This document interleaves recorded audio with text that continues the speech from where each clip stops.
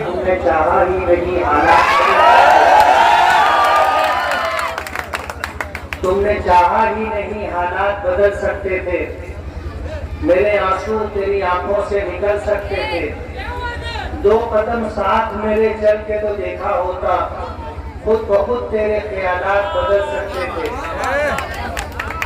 तुम तो ठहरे ही रहे झील के पानी की तरह, दरिया होते तो बहुत दूर निकल सकते थे। तुमने अल्फाज की तासीर को परखा ही नहीं, नर्म लहजे से तो पत्थर भी पिघल सकते थे। कारपोरेशन का इलेक्शन सर पर, थोड़े दिनों में हम इलेक्शनी सरगर्मियों में लग जाएंगे। हमारा ये शहर मालेगांव मेहनत कशों का, मजदूरों का, गरीबों का शहर है। आप इस बात से अंदाजा कर सकते हैं कि 67% लोग झोपड़पट्टियों में रहकर के अपनी जिंदगी गुजार रहे हैं, जिनके पास बुनियादी सहूलतें भी नहीं, रोड नहीं है, गटर नहीं है, पानी की पाइपलाइन नहीं है, लाइट का इंतजाम नहीं है, सेहत आम्मा का कोई हेल्थ सेंटर नहीं है, इलाज मुआवजे की कोई सहूलत नहीं। मालेगांव कारपोरेशन का इस साल का बजट 530 करोड़ रुपए का है। 530 करोड़ रुपए में से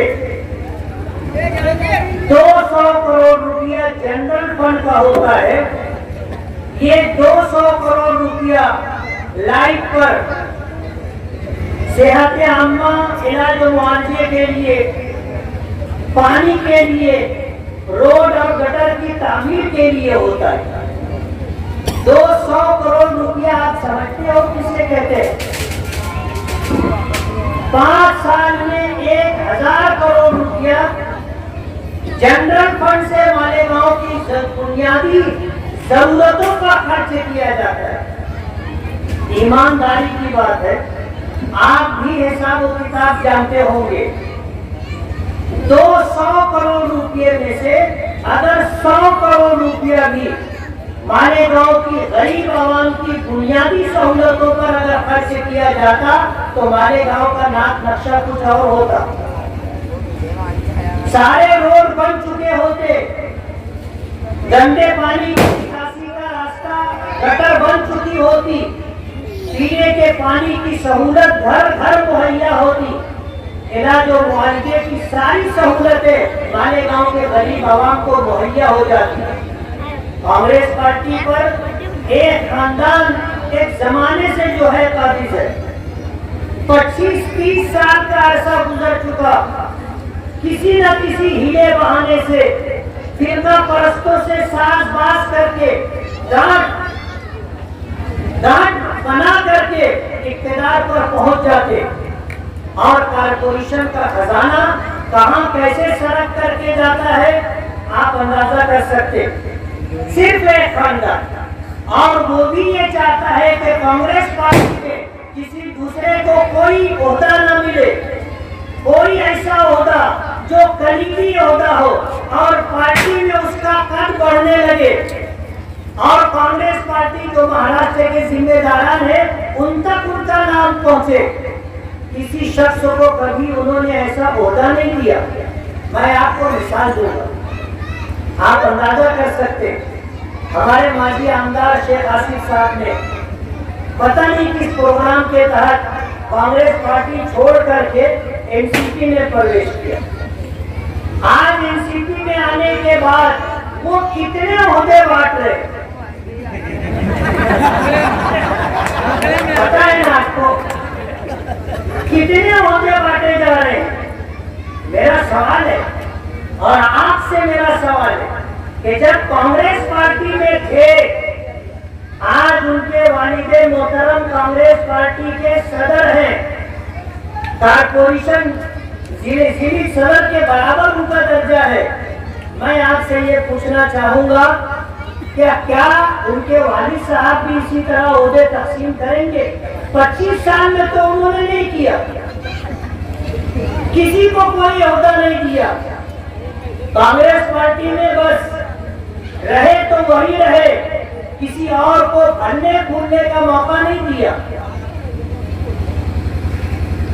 लंबी गुफ्तगू मैं नहीं करना चाहता, मैं ये चाहता हूं कि आप उनके बारे में संजीदगी से सोचें कि अगर कांग्रेस पार्टी में थे तो लोगों को ओहदा क्यों नहीं दिया, और आज बेटा कांग्रेस पार्टी छोड़ करके एनसीपी में आया है तो वो ओहदे इस तरह बांट रहा है जैसे अंधा रेवड़ी बांटता है।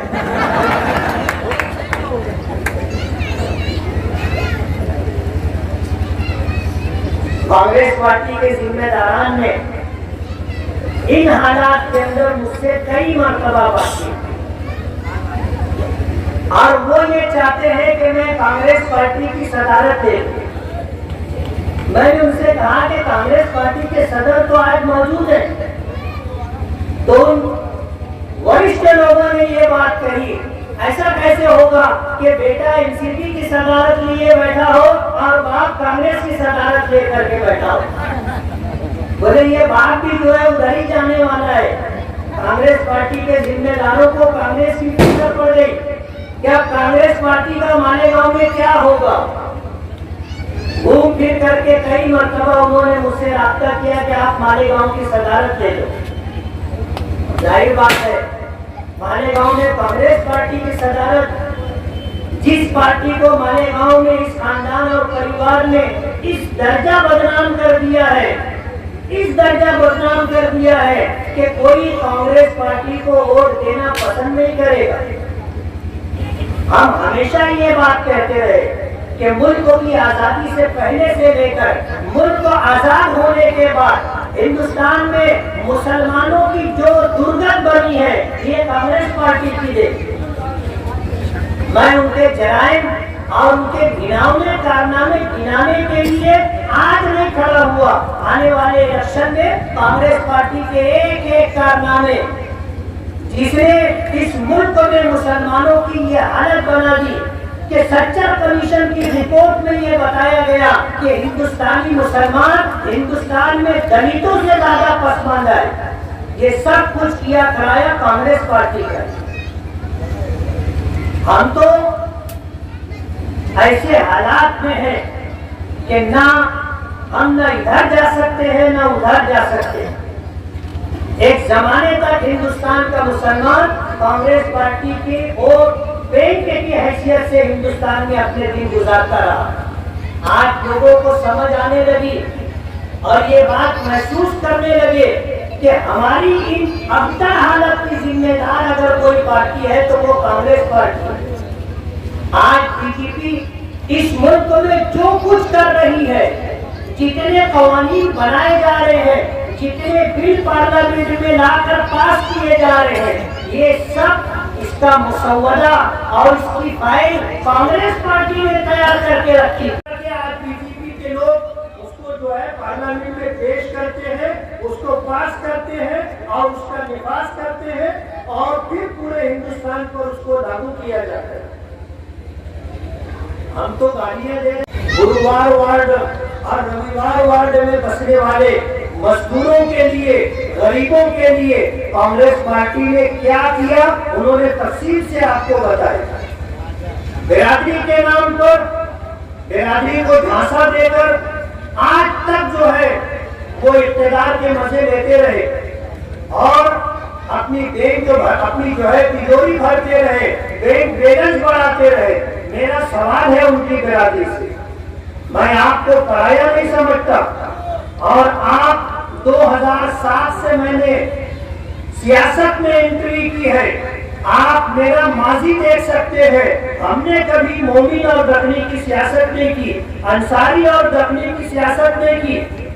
हमने अगर ईमानदारी से देखा जाए तो हमने अंसारी बिरादरी को नहीं, दखनी बिरादरी को झुकता दिया है। आप हमारी इन 13 साल 14 साल सियासी तारीख उठा करके देख सकते हैं। हमने कभी बिरादरी नहीं देखी, हमने सबको अपना समझा और हमेशा अपना समझ करके उनके साथ हम चलते रहे और कामकाज होता रहा। लेकिन जिन लोगों ने बिरादरी के नाम से आपसे वोट लिया। मेरा ये सवाल है कि उन्होंने बिरादरी को क्या दिया? बिरादरी से वोट ले लिया, इख्तियार के मजे ले रहे हैं और शाहों की तरह जिंदगी गुजार रहे हैं, लेकिन बिरादरी को क्या दिया उन्होंने? ये मेरा सवाल है। और आप इस सवाल को लेकर के तन्हाई में बैठ करके सोचना, गौर करना कि इन्होंने आपसे वोट तो ले लिया, इख्तियार हासिल कर लिया, लेकिन आपको क्या दिया? इन्होंने कुछ भी नहीं दिया। बिरादरी से फायदा उठाया, बिरादरी को इस्तेमाल किया, जज्बाती सियासत की, लेकिन बिरादरी के लिए रोजगार तालीम बाकी लेकर के आ रहे थे। हमारी वो माएं और बहनें जो प्लास्टिक कारखानों में प्लास्टिक चुनती हैं, उनको झांसा दिया गया था कि हम कालीन बनाने के कारखाने वाले गांव में कायम करेंगे। कालीन दिखी आपको? कारखाना जाने दो, कारखाना जाने दो, कालीन दिखी? चलो बाहर से ला करके अगर कालीन दिखा दिए होते तो सबर आ जाता। सिर्फ झांसा देना और ऐसे ख्वाब दिखाना जिसकी ताबीर ही नहीं, हमेशा से इनका काम रहा है। और इन्होंने मालेगांव का वो इस्तेहसाल किया है कि अगर ये हिसाब व किताब देने पर आएंगे तो इनकी गाड़ी निकल नहीं सकेगी। मैं कोई तफसीली बात नहीं करना चाहता। आने वाले कारपोरेशन इलेक्शन में आप अपने लिए, अपने बच्चों के रोशन मुस्तकबिल के लिए एक फैसला आपको लेना होगा। आपने जिनको 25 साल से आजमाया है, किसी ने कहा है कि आजमुदन खतास्त, के आजमाए हुए को आजमाना ये बहुत बड़ी गलती। 25 साल से जिनको हम आजमा रहे हैं, फिर उनको आजमाने के लिए मौका देना, कहते हैं ना, नया जाल लाए पुराने शिकारी, नया जाल लाए पुराने शिकारी। जिन लोगों की जहनीयत जैसी है वैसी ही रहेगी।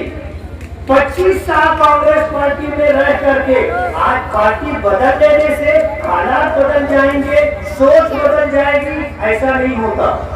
ये जितने जो है झमेले दिखाए जा रहे हैं, बताए जा रहे हैं, ये